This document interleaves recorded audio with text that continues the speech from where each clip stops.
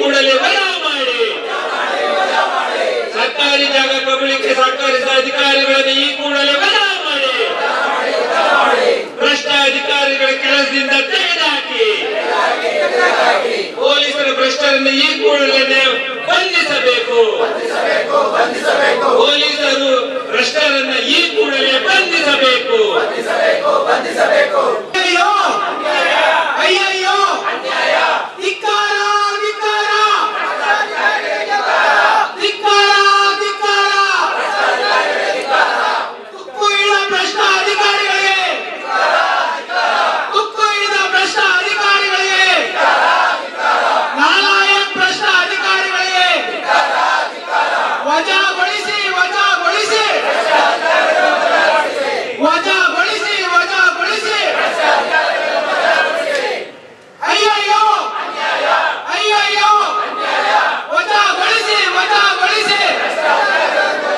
ಕಳೆದ 28/11/2025 ಇಸ್ವಿಯಲ್ಲಿ ಮಾನ್ಯ ಜಿಲ್ಲಾಧಿಕಾರಿಗಳು ಒಂದು ಪ್ರಕರಣ ದಾಖಲಿಸ್ತಾರೆ ಆನೇಕಲ್ ಪೊಲೀಸ್ ಠಾಣೆಯಲ್ಲಿ.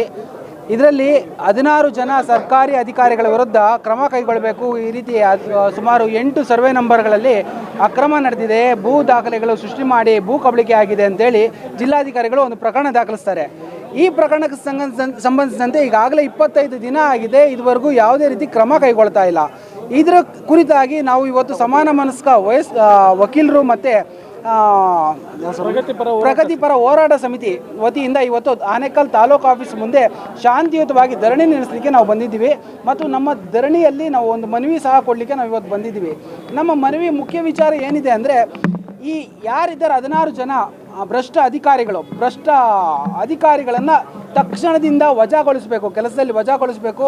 ಮತ್ತು ಅವ್ರ ವಿರುದ್ಧ ಕಾನೂನಾತ್ಮಕವಾಗಿ ನ್ಯಾಯಯುತವಾಗಿ ಕ್ರಮ ಕೈಗೊಳ್ಳಬೇಕು ಅಂತೇಳಿ ನಾವು ಇವತ್ತು ರಿಕ್ವೆಸ್ಟ್ ಮಾಡಲಿಕ್ಕೆ ಬಂದಿದ್ದೀವಿ. ಮುಂದೆ ಅವರು ಎಷ್ಟು ಕ್ರಮ ತಗೋದು ಅಂತ ಹೇಳಿದ್ರು ಸರ್? ಆದಷ್ಟು ಬೇಗ ಅಂತ ಹೇಳ್ತಾರೆ. ಎಷ್ಟು ಆದಷ್ಟು ಬೇಗ ಏನು ಇದ್ರ ಬಗ್ಗೆ ಯಾವುದೇ ರೀತಿ ಮಾಹಿತಿ ಕೊಡ್ತಾ ಇಲ್ಲ. ಈಗಾಗಲೇ ತಾವು ಗಮನಿಸ್ಬೋದು, ಇದು ಜಿಲ್ಲಾಧಿಕಾರಿಗಳೇ ದಾಖಲಾತಿಗಳನ್ನು ಪರಿಶೀಲನೆ ನಡೆಸಿ FIR ಅಲ್ಲಿ ಡೀಟೇಲ್ಡಾಗಿ ಬರೆದಿದ್ದಾರೆ. ಏನೇನಾಗಿದೆ, ಯಾರಿಗೆ ನೋಟಿಸ್ ಕೊಟ್ಟಿದ್ದೀವಿ, 1947ನೇ ಇಸ್ವಿಯಲ್ಲಿ ಸಾಗುವಳಿ ಚೀಟಿಗಳು ಯಾವ ರೀತಿ ತಿದ್ದಿದ್ದಾರೆ, ಈಗ ಸಂಬಂಧಿಸಿದಂತೆ ಆ ದಾಖಲಾತಿಗಳು ಇದೆಯಾ ಅಂತ ಕೇಳಿದಾಗ ಇಲ್ಲ ಅಂತೇಳಿ ಉತ್ತರಗಳು ಕೊಟ್ಟಿರೋದು, ಇದೆಲ್ಲ ಗಮನಿಸಿದ್ರೆ ನಮ್ಗೆ ಗೊತ್ತಾಗುತ್ತೆ ಇದರಲ್ಲಿ ತುಂಬ ಪ್ರಬಲವಾದ ವ್ಯಕ್ತಿಗಳ ಕೈವಾಡ ಇದೆ ಅಂತೇಳಿ.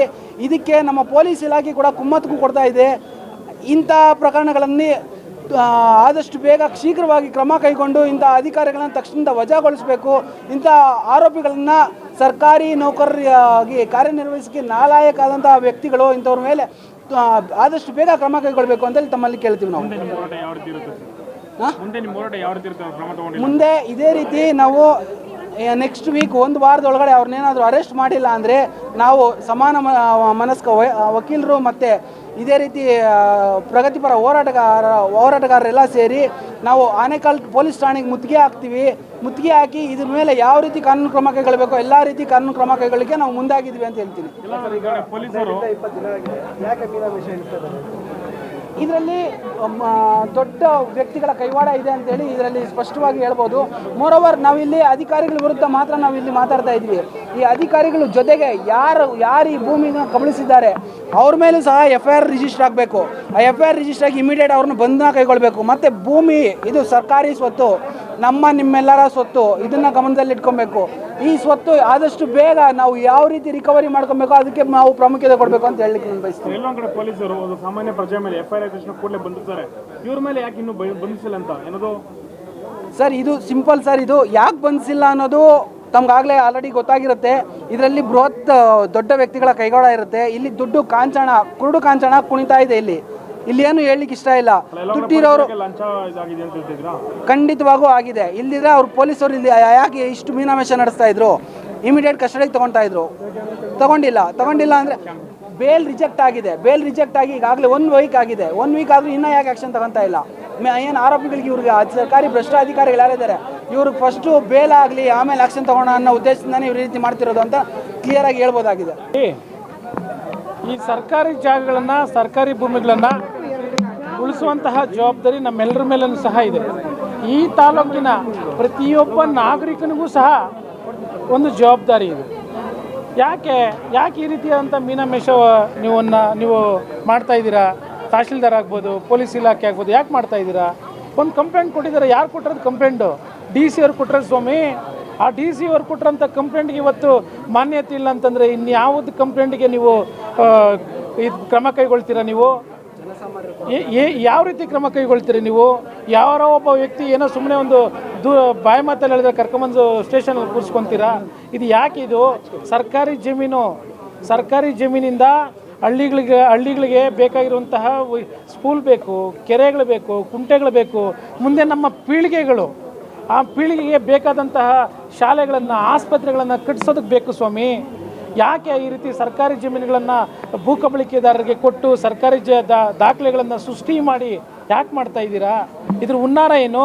ಇದ್ರ ಕೈವಾಡ ಯಾರಿದ್ದಾರೆ ಹಿಂದೆ? ಇದನ್ನೆಲ್ಲ ಪೊಲೀಸ್ ಇಲಾಖೆಯವರು ಪತ್ತೆ ಹಚ್ಚಿ ಇದನ್ನು ಸಂಪೂರ್ಣವಾಗಿ ಇದನ್ನು ಹತೋಟಿಗೆ ತಂದು ಯಾರೇ ಆಗಿರಲಿ, ಯಾರು ಇದರಲ್ಲಿ ಭಾಗಿಯಾಗಿದ್ದಾರೋ ಅವರನ್ನು ಅರೆಸ್ಟ್ ಮಾಡಬೇಕು. ಜೊತೆಗೆ ಸರ್ಕಾರಿ ಭೂಮಿಗಳನ್ನು, ಸರ್ಕಾರಿ ಜಮೀನುಗಳನ್ನು ಉಳಿಸಬೇಕು. ನಾವು ಈ ದಿನ ಸಂವಿಧಾನ ರಕ್ಷಣಾ ವೇದಿಕೆ ಅಂತೇಳಿ ಒಂದು ಮಾಡ್ಕೊಂಡಿದ್ದೀವಿ. ಜೊತೆಗೆ ಪ್ರಗತಿಪರ ಹೋರಾಟಗಾರರು ಸಹ ಸೇರಿ ಈ ದಿನ ನಾವು ಸಾಂಕೇತಿಕವಾದಂಥ ಪ್ರತಿಭಟನೆಯನ್ನು ಮಾಡಿದ್ದೀವಿ. ನೀವೇನಾದರೂ ಕ್ರಮ ಕೈಗೊಂಡಿಲ್ಲ ಅಂತಂದರೆ ಮುಂದಿನ ದಿನಗಳಲ್ಲಿ ನಾವು ತೀವ್ರವಾದಂತಹ ಹೋರಾಟವನ್ನು ರೂಪಿಸ್ತೀವಿ ಅಂತ ಈ ಸಂದರ್ಭದಲ್ಲಿ ನಾನು ತಹಶೀಲ್ದಾರಲ್ಲಿ ಮನವಿ ಮಾಡ್ಕೊಳ್ತಾ ಇದ್ದೀನಿ. ಆನೇಕಲ್ ತಾಲೂಕು ಚಿನ್ನದ ನಾಡಾಗಿ ಅಧಿಕಾರಿಗಳಿಗೆ ಕನ್ವರ್ಟ್ ಆಗಿಬಿಟ್ಟಿದೆ. ಭೂಕಳ್ಳರಿಗೂ ಕೂಡ ಚಿನ್ನದ ನಾಡಾಗಿ ಕನ್ವರ್ಟ್ ಆಗಿಬಿಟ್ಟೈತೆ. ಸುಮಾರು 48ರಿಂದ 50 ಎಕರೆ ಭೂಕಳ್ಳರು ಆರಾಮಾಗಿ ದೋಚಿಬಿಟ್ಟಿದ್ದಾರೆ. ಯಾವ ಊರುಗಳಲ್ಲಿ ದೋಚಿಬಿಟ್ಟಿದ್ದಾರೆ ಅಂದರೆ ಚೊಕ್ಕಸಂದ್ರ, ಕೂಗೂರು, ಜಿಗ್ಲಾ ಗ್ರಾಮ ಮತ್ತು ಇಂಡ್ಲವಾಡಿಪುರ, ಬೂತನಹಳ್ಳಿ, ರಾಯಸಂದ್ರ, ನೆರಗ ಗ್ರಾಮಗಳಲ್ಲಿ ಸುಮಾರು 48ರಿಂದ 60 ಎಕರೆ ಜಮೀನುಗಳನ್ನು ನುಂಗಿ ನೀರು ಕುಡಿದಿದ್ದಾರೆ. ಸರ್ಕಾರಿ ಅಧಿಕಾರಿಗಳ ಬಗ್ಗೆ ಮಾತ್ರ FIR ಮಾಡಿದ್ದಾರೆ. ಆದರೆ ಜಮೀನನ್ನು ನುಂಗಿ ನೀರು ಕುಡಿದಂಥ ಭೂಕಳ್ಳರ ವಿರುದ್ಧ ಯಾವುದೇ ಕ್ರಮ ತಗೊಂಡಿಲ್ಲ. ಹಂಗಾಗಿ ಈ ಏನು ಆನೇಕಲ್ ತಾಲೂಕಿನ ಫೋಕಸ್ ಮಾಡ್ಕೊಂಡಿರೋಂಥ ಈ ಭ್ರಷ್ಟ ಅಧಿಕಾರಿಗಳು ಅಥವಾ ಭ್ರಷ್ಟ ಭೂಕಳ್ಳರು ಜಮೀನುಗಳನ್ನು ನೀರು ಕುಡಿದಿರೋ ಅಂಥದ್ದನ್ನು ನಾವು ಖಂಡಿಸ್ತಾ, ಇದು ಸಾಂಕೇತಿಕವಾಗಿ ಖಂಡಿಸ್ತಾ ಇದ್ದೀವಿ. ಮುಂದೆ ಇವ್ರನ್ನ ಏನಾದರೂ ಕ್ರಮ ತಗೊಳ್ಳಿಲ್ಲ ಅಂತಂದರೆ ಖಂಡಿತ ನಾವು ಪೊಲೀಸ್ ಠಾಣೆ ಮುಂದೆ ಪ್ರೊಟೆಸ್ಟ್ ಮಾಡಬೇಕಾಗುತ್ತೆ. ಅದಕ್ಕೆಲ್ಲನೂ ಕೂಡ ನೀವೇ ಜವಾಬ್ದಾರರು ಅಂತ ಹೇಳ್ತಾ, ತಹಶೀಲ್ದಾರ್ ಅವರು ಬೆಳಗ್ಗೆ ಹೊತ್ತು ಕೆಲಸ ಮಾಡಬೇಕು, ತಾವು ಸಂಜೆ ಹೊತ್ತು 4 ಗಂಟೆ ಮೇಲೆ ತಾಲೂಕು ಆಫೀಸ್ಗೆ ಬರೋದಲ್ಲ. ಅಥವಾ ಈಗ ನಾವು ಏನು ಸಾರ್ವಜನಿಕರು ಈಗ ಒಂದು ದಾಖಲಾತಿಗಳ ಒಂದು ಸೆಕ್ಷನ್ ಮುಚ್ಚಿಬಿಟ್ಟಿದ್ದಾರೆ. 6 ತಿಂಗಳು ಇಲ್ಲ, ಆನೇಕಲ್ಲಲ್ಲಿ ಭೂ ದಾಖಲೆಗಳು ಕೊಡ್ತಾರಲ್ಲ, ಅದು 6 ತಿಂಗಳು ತೆಗೆಯಲ್ವಂತೆ. 6 ತಿಂಗಳು ತೆಗೆಯೋದಿಲ್ಲ ಅಂತಂದರೆ ಇನ್ನು ಸರ್ಕಾರಿ ಪಬ್ಲಿಕ್ಕಿಗೆ ದಾಖಲಾತಿ ಎಲ್ಲಿ ಸಿಗುತ್ತೆ? ಸಿಗೋದೇ ಇಲ್ಲ. ಸರ್ಕಾರ ಈಗ ಗೌರ್ಮೆಂಟ್ ದಾಖಲಾತಿ 6 ತಿಂಗಳು ಸಿಕ್ಕಲಿಲ್ಲ ಅಂತಂದರೆ ಪಬ್ಲಿಕ್ಗೆಲ್ಲ ಏನು ಸರ್ವಿಸ್ ಕೊಟ್ಟಂಗಾಗುತ್ತೆ? ಮಾನ್ಯ ಏನೋ ಕೃಷ್ಣ ಬೈರೇಗೌಡರಿಗೆ ತಮ್ಮ ಗಮನಕ್ಕೆ ತರ್ತಾ ಇದ್ದೀನಿ. ಆನೇಕಲ್ ತಾಲೂಕಲ್ಲಿ ಭ್ರಷ್ಟ ಅಧಿಕಾರಿಗಳು ತುಂಬಿಕೊಂಡಿದ್ದಾರೆ, ಭ್ರಷ್ಟ ಭೂಕಳ್ಳರು ತುಂಬಿಕೊಂಡಿದ್ದಾರೆ. ತಾವು ಇದನ್ನು ಏನು ಭಾಳ ಸೂಕ್ಷ್ಮವಾಗಿ ಪರಿಗಣಿಸಬೇಕು. ಮತ್ತು ಈ FIR ಬರೀ ಅಧಿಕಾರಿಗಳ ಬಗ್ಗೆ ಮಾತ್ರ ಮಾಡೋದಲ್ಲ, ಭೂಕಳ್ಳರ ವಿರುದ್ಧ ಕೂಡ FIR ಅವರನ್ನು ಕ್ರಮ ತಗೊಳ್ಬೇಕಂತೇಳಿ ನಾವು ಈ ಸಂವಿಧಾನ ರಕ್ಷಣಾ ವೇದಿಕೆಯಿಂದ ನಾವು ಒತ್ತಾಯ ಮಾಡ್ತಾ ಇದ್ದೀವಿ. FIR ಆಗಿ 25 ದಿವಸ ಮೇಲೆ ಆಗಿಬಿಟ್ಟಿದೆ. ಪೊಲೀಸರಿಗೆ ನಾವು ಕೇಳಿದ್ರೆ ಗ್ರೇಡ್ 2 ತಹಶೀಲ್ದಾರ್ ಅವರಿಗೆ ನಾವು ರಿಕ್ವೆಸ್ಟ್ ಲೆಟರ್ ಕೊಟ್ಟಿದ್ದೀವಿ. ಅವರು ದಾಖಲಾತಿಗಳನ್ನು ಒದಗಿಸ್ಬೇಕು ಅಂತ ಹೇಳ್ತಾ ಇದ್ದಾರೆ. ಯಾಕೆ ಗೊತ್ತಿಲ್ಲ. ಈಗ FIR ಆಗೋದಕ್ಕಿಂತ ಮುಂಚೆನೇ ಕರ್ಕೊಂಬಂದು ಕುಳಿಸಿರೋ ಪೊಲೀಸರು ಈ ತಾಲೂಕಲ್ಲಿ ನಡೆದಿದೆ. ಆದರೆ FIR ಆದರೂ ಕೂಡ ಇನ್ನೂ ಇವರು ಕ್ರಮ ತಗೊಂಡಿಲ್ಲ ಅಂತಂದರೆ ಇಲ್ಲಿ ಬೇನಾಮಿ ಭೂಕಳ್ಳರೇ ಜಾಸ್ತಿ ಇದ್ದಾರೆ ಅನ್ನುವಂಥದ್ದು ಸ್ಪಷ್ಟವಾಗಿ ಗೊತ್ತಾಗುತ್ತೆ. ಸೊ ಇಷ್ಟು ನನ್ನ ಏನಂದರೆ, ನಾವು ಮುಂದೆ ಏನಾದರೂ ಇಲ್ಲಿ ಏನಾದರೂ ನೀವು ಬೇಲ್ ರಿಜೆಕ್ಟ್ ಆದರೂ ಕೂಡ, ನೀವು FIR ಆದರೂ ಬೇಲ್ ರಿಜೆಕ್ಟ್ ಆದರೂ ಅರೆಸ್ಟ್ ಆಗಲಿಲ್ಲ, ನೀವು ಕಣ್ಮುಚ್ಕೊಂಡು ಕುತ್ಕೊಂಡಿದ್ದೀರಾ ಅಂದರೆ ನೀವು ಕೂಡ ಭ್ರಷ್ಟ ಅಧಿಕಾರಿಗಳ ಜೊತೆ ಸೇರ್ಕೊಂಡಿದ್ದೀರ ಅನ್ನೋದು ಸ್ಪಷ್ಟವಾಗಿ ಸಾರ್ವಜನಿಕರು ಅರ್ಥ ಮಾಡ್ಕೊಳ್ಬೇಕು. ಮುಂದೆ ಇದನ್ನು ಹೋರಾಟಗಳನ್ನು ಏನು ಸಂಘಟನೆಯವರು ಯಾವ ರೀತಿ ತಗೊಂಡೋಗ್ಬೇಕು ಅನ್ನೋದು ದಯವಿಟ್ಟು ತೀರ್ಮಾನ ಮಾಡಿ. Thank you. ಏನಿವತ್ತು ಆನೇಕಲ್ ತಾಲೂಕು ಆಫೀಸ್ ಮುಂದೆ ನಾವು ಒಂದು ಸಣ್ಣದಾಗಿ ಒಂದು ಪ್ರತಿಭಟನೆ ಮಾಡಿದ್ವಿ. ಈ 16 ಜನ ಭ್ರಷ್ಟ ಅಧಿಕಾರಿಗಳನ್ನ ಬಂಧಿಸ್ತಿಲ್ಲ, ಹಾಗಾಗಿ ಇವತ್ತು ಪ್ರಶ್ನೆ ಮಾಡ್ಲಿಕ್ಕೆ ನಾವು ಬಂದ್ವಿ. ನೇರವಾಗಿ DC ಅವರೇನೆ ಇವ್ರ ಮೇಲೆ FIR ದಾಖಲೆ ಮಾಡಬೇಕು ಅಂತ ಹೇಳಿದಾಗ ಯಾವ್ದು ಇವರಿಗೆ ಸೋವು ಬೇಕು, ಯಾವ ದಾಖಲಾತಿ ಬೇಕು ಅಂತ ಗೊತ್ತಿಲ್ಲ ನಮ್ಮ ಪೊಲೀಸ್ನವ್ರಿಗೆ. ಈಗ ಪೊಲೀಸ್ನವರು ಮನವಿ ಕೊಡ್ಬೇಕಾದ್ರೆ ನಾವು ಕೇಳಿದ್ವಿ, ಯಾಕೆ ಸ್ವಾಮಿ ಬಂಧಿಸ್ತಿಲ್ಲ ಅವರು ಅಂತ ಕೇಳಿದಾಗ ನಾವು ಎನ್ಕ್ವೈರಿ ಮಾಡ್ತಾ ಇದ್ವಿ, ಅದು ಇದು ಅಂತ ಹೇಳಿ ಸುಳ್ಳು ಹೇಳ್ತಾ ಇದ್ದಾರೆ. ಯಾವ ಎನ್ಕ್ವೈರಿ ಏನಕ್ಕೆ ಮಾಡಬೇಕು? ನೇರವಾಗಿ ಒಂದು DC ಅವರೇ ಕೊಟ್ಟ ಮೇಲೆ DC ಅವರು ಸುಳ್ಳು ಕೊಡ್ತಾರಾ? DC ಅವರಿಗೆ ತಲೆ ಕೆಟ್ಟಿದ್ಯಾಗಾರೆ? DC ಅವರು ಜವಾಬ್ದಾರಿ ಮನುಷ್ಯ ಅಲ್ವಾ? DC ಅವರು ಜವಾಬ್ದಾರಿ ಮನುಷ್ಯ ಒಂದು FIR ಮಾಡಬೇಕು ಭೂಗಳ್ಳರು ಅಂತ ಹೇಳಿದ ಮೇಲೆ ಇವ್ರು ಯಾಕೆ ಮೀನಾಮೇಷ ಎಣಿಸ್ತಾ ಇದ್ದಾರೆ? ಇವರು ಕೂಡ ಅದರಲ್ಲಿ ಶಾಮೀಲಾಗಿದ್ದಾರೆ ಅನ್ನೋದು ಮೇಲ್ನೋಟಿಗೆ ಕಂಡು ಬರ್ತಾ ಇದೆ. 2 ಮಾತಿಲ್ಲ. ಯಾಕಂದರೆ ಲಾಸ್ಟ್ ಟೈಮ್ ಕೂಡ ನಾವು ಒಂದು ಹೋರಾಟ ಮಾಡಬೇಕಾದ್ರೆ ಒಂದು ಅಹೋರಾತ್ರಿ ಧರಣಿ ಪ್ರತಿಭಟನೆ ಮಾಡಿದ್ವಿ. ಭೂಮಿಗಳನ್ನ ಉಳಿಸುವಂಥ ಕೆಲಸ ಮಾಡಬೇಕು. ಆನೇಕಲ್ ತಾಲೂಕಲ್ಲಿ ಚಿನ್ನದ ಬೆಲೆ ಆಗ್ತದೆ ಭೂಮಿಗಳು, ಹಾಗಾಗಿ ಎಲ್ಲರೂ ಕಬ್ಬಳಿಗೆ ಜಾಸ್ತಿ ಆಗ್ತದೆ. ಫಾರನ್ ನಂಬರ್ 53 ಅನ್ನೋ ಹೆಸರು ಯಾರೋ ಬಡವ್ರ ಹೆಸರು ಹಾಕ್ಬಿಟ್ಟು ಯಾರೋ ಭೂಗಳರು ಮಾಡ್ಕೊಳ್ತಾರೆ. ಯಾರೋ ದಾಖಲಾತಿ ಬೇಕಂದ್ಬಿಟ್ಟು 53 ಅಂತ ಮಾಡ್ಕೊಳ್ತಾರೆ. 53 ಡಾಕ್ಯುಮೆಂಟ್ ಯಾರೋ ಬಡವರನ್ನು ತೋರಿಸ್ತಾರೆ, ಹೆಸರಿಗೆ ತೋರಿಸ್ಬಿಟ್ಟು ಎಲ್ಲ ಭೂಗಳರಿಂದ ಭೂಗಳತೆ ಮಾಡ್ತಾ ಇದ್ದಾರೆ ಅಂತ ಹೇಳ್ಬಿಟ್ಟು ನಾವು ಇಲ್ಲೇ ಹೋರಾಟ ಮಾಡಿದಾಗ ಇದು ತಹಶೀಲ್ದಾರ್ ಅವರು ಬಂದು ಇದುವರೆಗೂ ನಮಗೆ ಮನವಿ ತಗೊಂಡಾಗ ನಮಗೆ ಕೆಲವೊಂದು 15 ದಿವಸ ಟೈಮ್ ಕೊಡಿ ಸಾಕು, ಪೂರ್ತಿ ಡಾಕ್ಯುಮೆಂಟ್ನ ಕೊಡ್ತೀನಿ ಅಂತ ಹೇಳಿದ್ರು. ಈಗ 3 ತಿಂಗಳು ಡಾಕ್ಯುಮೆಂಟ್ ಕೊಡಲಿಲ್ಲ. ಇದೇ ಪೊಲೀಸ್ ಇಲಾಖೆ ನಮ್ಮನ್ನು ಬಂದು ನಿಮ್ಮನ್ನು ಅರೆಸ್ಟ್ ಮಾಡ್ತೀವಿ, ನೀವು ಪರ್ಮಿಷನ್ ಕೊಡೋದಿಲ್ಲ ಅಂತ ಹೇಳ್ತಾರೆ. ಯಾಕೆ ಆ ಮಾತುಗಳನ್ನ ಬಳಸ್ತಾರಂತ ಗೊತ್ತಿಲ್ಲ. ಅರೆಸ್ಟ್ ಮಾಡಬೇಕಂತ ವ್ಯಕ್ತಿಗಳನ್ನ ಮಾಡ್ತಾ ಇಲ್ಲ. ಏನು ಭೂಮಿ ಉಳಿಸಲಿಕ್ಕೆ ಕೆಲಸ ಮಾಡೋರನ್ನ ಅರೆಸ್ಟ್ ಮಾಡ್ತೀವಿ ಅಂತೇಳಿ ಏನು ಅವರು ಬೆದರಿಕೆ ಕರೆಗಳನ್ನೆಲ್ಲ ಕೊಡ್ತಾರೆ. ಆಗ ಅವ್ರಿಗೆ ಇನ್ಯಾರ ಬಗ್ಗೆ ಗೊತ್ತಾಗ್ತದೆ ಅವರು ಎಷ್ಟು ಭ್ರಷ್ಟಾಚಾರವಾಗಿ ಈ ಪೊಲೀಸ್ ಇಲಾಖೆ ಕೂಡ ಇಲ್ಲಿ ಆನೇಕಲ್ ತಾಲೂಕು ಪೊಲೀಸ್ ಇಲಾಖೆ ಎಷ್ಟು ಭ್ರಷ್ಟಾಚಾರಕ್ಕೆ ಒಳಗಾಗಿದ್ರು ಈ ಮೂಲಕ ಈ ಮಾಧ್ಯಮ ಮಿತ್ರರನ್ನ ಹೇಳಕ್ಕೆ ಇಷ್ಟಪಡ್ತೀನಿ. ಏನು ಈ ದಿನ ಆನೇಕಲ್ ತಾಲೂಕು ಕಚೇರಿ ಮುಂಭಾಗ ಸಾಂಕೇತಿಕವಾಗಿ ಸಂವಿಧಾನ ಸಂರಕ್ಷಣಾ ವೇದಿಕೆ ಮತ್ತು ಭಾರತೀಯ ಭೀಮಸೇನೆ ಮತ್ತು ಬಹುಜನ ಭಾಗ್ಯವಿಧಾತ ವೇದಿಕೆ ಸಂಘಟನೆಗಳು ಜೊತೆಯಾಗಿ ಇವತ್ತು ಒಂದು ಸಾಂಕೇತಿಕವಾಗಿ ನಾವು ಇವತ್ತು ಒಂದು ಹೋರಾಟವನ್ನು ಹಮ್ಮಿಕೊಂಡಿದ್ವಿ. ಇತ್ತೀಚೆಗೆ ಹಲವಾರು ಬಾರಿ ನಾವು ಆನೇಕಲ್ ತಾಲೂಕಿನಲ್ಲಿ ಭ್ರಷ್ಟಾಚಾರ ತಾಂಡವಾಡ್ತಿದೆ ಅಂತ ಹೇಳಿ ಹಲವಾರು ಬಾರಿ ನಾವು ಒತ್ತಾಯಗಳ ಮಾಡ್ತಾ ಹೋರಾಟಗಳನ್ನು ಮಾಡಿದ್ವಿ. ಹಲವಾರು ಬಾರಿ ನಾವು ಏನು ಸಚಿವರಾದಂಥ ಕೃಷ್ಣ ಬೈರೇಗೌಡರಿಗೂ ಕೂಡ ಗಮನಕ್ಕೆ ತಂದಿದ್ವಿ. ಆದರೆ ಯಾವುದೇ ಕ್ರಮಗಳು ಇದುವರೆಗೂ ತೆಗೆದುಕೊಳ್ತಿಲ್ಲ. ಇದಕ್ಕೆ ನೇರ ಹೊಣೆ ನಾನು ಹೇಳಲಿಕ್ಕೆ ಬಯಸ್ತೇನೆ, ಇಲ್ಲಿನ ಆನೇಕಲ್ ತಾಲೂಕಿನ ದಂಡಾಧಿಕಾರಿಗಳು ಕೇವಲ ಒಂದು ಯಾವ ನಿಟ್ಟಿನಲ್ಲಿ ಕೆಲಸ ಮಾಡ್ತಿದ್ದಾರೆ ನಮ್ಗೆ ಅರ್ಥ ಆಗ್ತಾ ಇಲ್ಲ. ಇವರು ಶಾಸಕರು ಕೂಡ ಯಾವುದೇ ಕ್ರಮವನ್ನು ತೆಗೆದುಕೊಳ್ಳದೆ ಇಷ್ಟುವರೆಗೂ ಕೂಡ 42 ಸರ್ವೆ ನಂಬರು 18 ಎಕರೆ ಸೋಲೂರು ಗ್ರಾಮದಲ್ಲಿ ಈಗಾಗಲೇ ಸರ್ಕಾರಿ ಜಾಗವನ್ನು ಕಬಳಿಕೆ ಮಾಡಿದ್ದಾರೆ ಅಂತ ಮೇಲ್ನೋಟಕ್ಕೆ ಸರ್ವೆ ಮಾಡಿ ಸರ್ವೆ ದಾಖಲೆಗಳು ಗೊತ್ತಿದ್ರೂ ಸಹ ನಂತರ ಈಗ ಅದನ್ನು ಇಲ್ಲ 53 ಹಾಕ್ಕೊಂಡಿದ್ದಾರೆ ಅಂತೇಳಿ ಈಗ ದಾಖಲೆಗಳನ್ನು ಸೃಷ್ಟಿ ಮಾಡಿ ಈ ರೀತಿಯಾಗಿ ಏನು ಇವತ್ತು ಆನೇಕಲ್ಲು ರಾಗಿಯ ಕಣಜ ಅಂತ ಏನು ಹೇಳ್ತಾ ಇದ್ವಿ, ಈಗ ರಾಗಿಯ ಕಣಜ ಆಗ್ತಾ ಇಲ್ಲ. ಇದು ಏನು ಇಡೀ ಏನು ಇದು ರಸ್ತೆಗಳಿಂದ ಹಿಡಿದು ಪ್ರತಿಯೊಂದು ವಿಷಯಗಳಲ್ಲೂ ಕೂಡ ಭ್ರಷ್ಟಾಚಾರ ತಾಂಡವಾಡ್ತದೆ. ಹಾಗಾಗಿ ಕೂಡಲೇ ಇವರು ಮಾನ್ಯ ಶಾಸಕರು ಮತ್ತು ಸಂಬಂಧಪಟ್ಟ ಇಲಾಖೆ ಅಧಿಕಾರಿಗಳು ಕೂಡಲೇ ಕ್ರಮ ತೆಗೆದುಕೊಳ್ಬೇಕು. ಕ್ರಮ ತೆಗೆದುಕೊಂಡಿಲ್ಲ ಅಂತ ನಿಟ್ಟಿನಲ್ಲಿ ಮುಂದಿನ ದಿನಗಳಲ್ಲಿ ನಾವು ಉಗ್ರವಾದ ಹೋರಾಟವನ್ನು ಮಾಡೋಕ್ಕೆ ನಾವು ಈ ಮೂಲಕ ಎಚ್ಚರಿಕೆಯನ್ನು ನೀಡ್ತಾ ಇದ್ದೀವಿ ಅಂತ ಹೇಳಲಿಕ್ಕೆ ಬಯಸ್ತೇವೆ. ಆನೇಕಲ್ ತಾಲೂಕಲ್ಲಿ ಏನು ಭೂಮಿ ಇದೆ, ಭೂಮಿಗೆ ಚಿನ್ನಕ್ಕಿಂತ ಹೆಚ್ಚಿನ ಬೆಲೆ ಬಂದ್ಬಿಟ್ಟಿದೆ.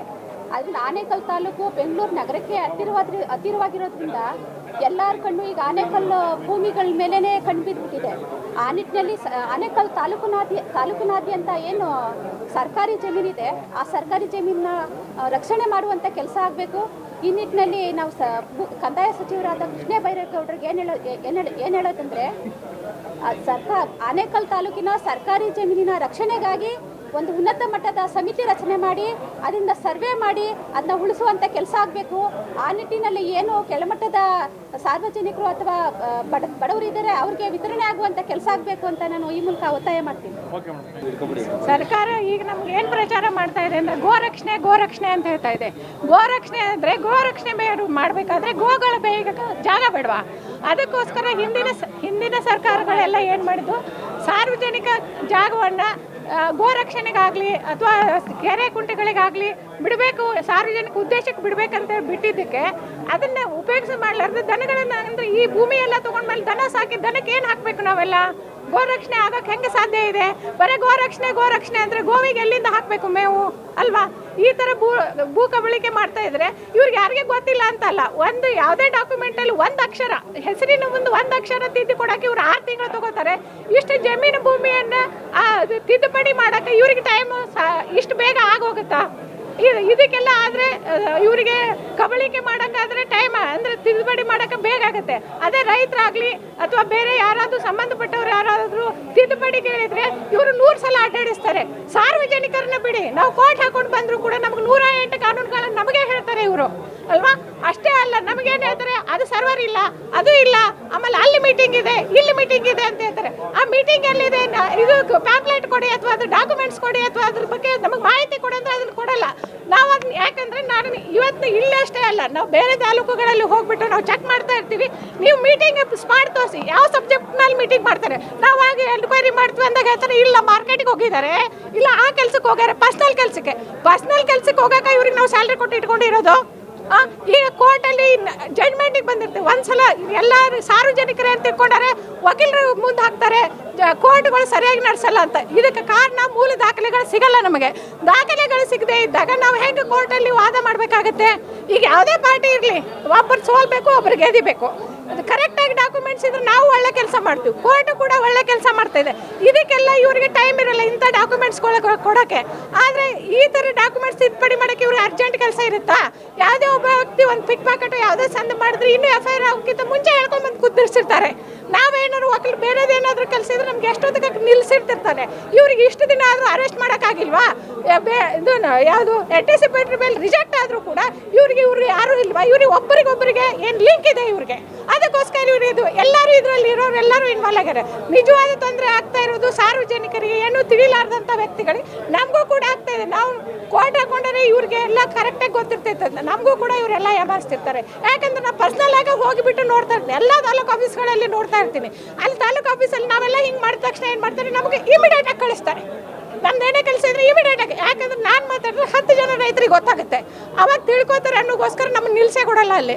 ಆದರೂ ನಾನು ನಿಂತುಬಿಟ್ಟು ರೈತರಿಗೆ ಹೇಳಿ ಬರ್ತೀನಿ. ಆದರೆ ಇಲ್ಲಿ ಸಾರ್ವಜನಿಕರು ಒಂದು ತಿಳ್ಕೊಬೇಕು, ವೋಟಿಂಗ್ ಮಾಡೋ ಟೈಮಲ್ಲಿ ದಯವಿಟ್ಟು ದುಡ್ಡಿಗೋಸ್ಕರ ಅದಕ್ಕೋಸ್ಕರ ಆಸೆ ಪಡದೆ ನಿಜವಾದ ಯಾರು ಕೆಲಸ ಮಾಡಬೇಕನ್ನುವಂಥ ವ್ಯಕ್ತಿಗಳಿರ್ತಾರೆ, ಅವರಿಗೆ ಓಟ್ ಹಾಕಿ ಅವ್ರ ನಾಯಕರು ಮಾಡಿ. ಇಂಥದಕ್ಕೆಲ್ಲ ನಿಮ್ಮ ಭೂಮಿ ಉಳಿಬೇಕು, ನಿಮ್ಮ ಮಕ್ಕಳ ಭವಿಷ್ಯ ಉಳಿಬೇಕು, ಮುಂದಿನ ಜೀವನ ಚೆನ್ನಾಗಿರ್ಬೇಕಾದ್ರೆ ಮೇನ್ ಬೇಕಾಗಿದ್ದು ಎಲೆಕ್ಷನ್ನಲ್ಲಿ ನಾಯಕರನ್ನ ಚುನಾವಣೆ ಎಲೆಕ್ಟ್ ಮಾಡುವಾಗ ಅವ್ರ ಕೈಯಾಗೆ ಇವರೆಲ್ಲ ಕೆಲಸ ಮಾಡ್ತಿರ್ತಾರೆ. ಇವ್ರದ್ದು ಅವ್ರ ಕಡೆ ಲಿಂಕ್ ಇರುತ್ತೆ, ಅವ್ರದ್ದು ಇವ್ರ ಕಡೆ ಲಿಂಕ್ ಇರುತ್ತೆ. ಅದಕ್ಕೆ ದಯವಿಟ್ಟು ಸಾರ್ವಜನಿಕರು ಇದರಲ್ಲೇ ಸ್ವಲ್ಪ ಎಚ್ಚೆತ್ಕೊಳ್ಬೇಕಂತ ನಾನು ವಿನಂತಿ. ದಯವಿಟ್ಟು ಅವ್ರನ್ನ ಬಂಧಿಸಿ, ದಯವಿಟ್ಟು ಬಂಧಿಸಿ. ಇವ್ರಿಗೇನು ಸಿಗಂಗಿಲ್ಲ ಅಂತಲ್ಲ, ಸಿಕ್ಕರೂ ಕೂಡ ಇವರು ಹೆಂಗಂದ್ರೆ ಜಾಣ ಕುರುಡುತನ ತೋರಿಸ್ತಾ ಇದ್ದಾರೆ ಇದರಲ್ಲಿ. ಓಕೆ, ಎಲ್ಲ ಮಾಹಿತಿಗಳು ಸರಿ ಇದ್ದರೂ ನಮಗೊಂದು ನಮ್ಮ ತಂದೆ ಇದು ನಮ್ಗೆ ಮಾಡ್ಕೊಡೋದಕ್ಕೇ ಟೈಮ್ ತೊಗೊತಾರೆ. 6 ತಿಂಗಳು 7 ತಿಂಗಳು ಅಥವಾ ಕೋರ್ಟ್ಗೆ ಹೋಗಿ ಬನ್ನಿರಿ, ಕೇಸ್ ಹಾಕ್ಕೊಳ್ರಿ, ಇದು ನಾವು ಮಾಡೋಕ್ಕೆ ಬರಲ್ಲ, ಕೋರ್ಟ್ ಮುಖಾಂತರ ಆಗಬೇಕು ಅಂತ. ಆದರೆ ಇಲ್ಲಿ ಯಾರ್ದು ಅಲ್ಲ, ಸರ್ಕಾರ ಜಾಗನ ಯಾವುದೇ ಅಧಿಕಾರಿಗಳು ಯಾವುದೇ ಒಂದು ಈ ಮಾಹಿತಿ ಇಲ್ದಿರೇ ಅವ್ರ ಹೆಸರು ಮಾಡ್ಕೊಬಿಟ್ಟಿದೆ. ಇದು ಹೆಂಗಾಯಿತು? ಮತ್ತು ನಾವು ಸಾಮಾನ್ಯ ಜನಗಳ್ದು ಅವ್ರ ಮಾಹಿತಿ ಕೊಡಿ ಅಂತಲೇ ಬರ್ತೀವಿ, ಕರೆಕ್ಟಾಗಿ ಒಂದು ಇನ್ಶಿಲ್ ಆ ಕಡೆ ಹಾಕಿ ಅಂತಲೇ ಕೇಸ್ ಹಾಕೋ ಬನ್ನಿ ಅಂತ ಹೇಳ್ತಾರೆ. ಇಲ್ಲಿ ನೋಡ್ರಿ ಈ ಥರ. ಮತ್ತು ಇವ್ರನ್ನ ಯಾಕೆ ಇನ್ನೂ ಬಂಧಿಸಿಲ್ಲ ನಾವು? ಯಾಕೆ ನಾವು ಇಷ್ಟು ಇದು ಮಾಡ್ತಾ ಇದ್ದೀವಿ? ಅವ್ರನ್ನ ಕೂಡಲೇ ಬಂಧಿಸಬೇಕು. ಅವ್ರು ಇನ್ನೂ ಹೆಂಗಿರ್ಬೇಕು ಅಂದರೆ, ಈ ಅಧಿಕಾರಿಗಳು ಬೇರೆಯವ್ರು ಏನನ್ನ ತಪ್ಪು ಬರೀತಾರೆ ಅಂದರೆ ಭಯ ಆಗಬೇಕು ಅವ್ರಿಗೆ. ನಾವು ಆಲ್ರೆಡಿ ಹಿಂದೆ ಇರೋ ಶಿಕ್ಷೆ ಹೆಂಗಿದೆ ಆ ರೀತಿ ಅದನ್ನು ಮುಂದೆ ನಾವು ಮಾಡಬಾರ್ದು ಅನ್ನೋ ರೀತಿ ಇರಬೇಕು. ಆ ರೀತಿಯಾಗಿ ಶಿಕ್ಷೆ ಕೊಡಲಿ ಅಥವಾ ಇವ್ರಿಗೆ ಬಂಧಿಸಲಿ ಬೇಗ ಅಂತೇಳಿ ನಾನು ಕೇಳ್ಕೊಳ್ತೀನಿ.